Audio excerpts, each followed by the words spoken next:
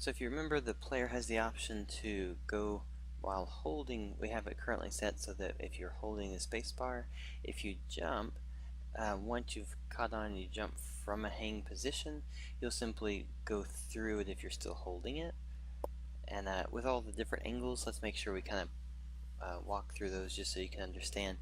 If you're doing and this is one where you may want to turn the option off, is that if you're doing a left and right motion, the tendency for a player might be to hold the button down while they're jumping.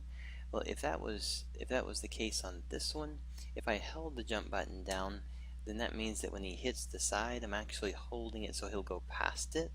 So that's something that you may want to be careful of when you're working on things on it, because for instance, if I went over here and I held it, I'm going to go right through the hang right and go through it instead of actually grabbing onto it.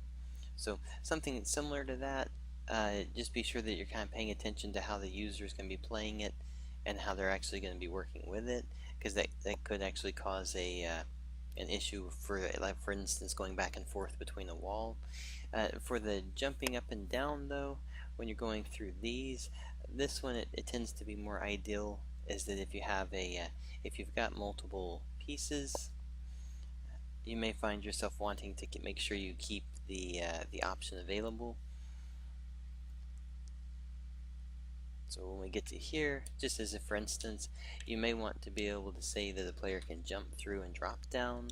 And then let's see, we may not be able to actually make it up there. There we go. So you can have that set up where I can jump to the next one, or if I hold and then I latch on to the one below by letting go. So that'll give you a little bit more range when it comes to that direction versus maybe this one where you want to have it where it's turned off for it.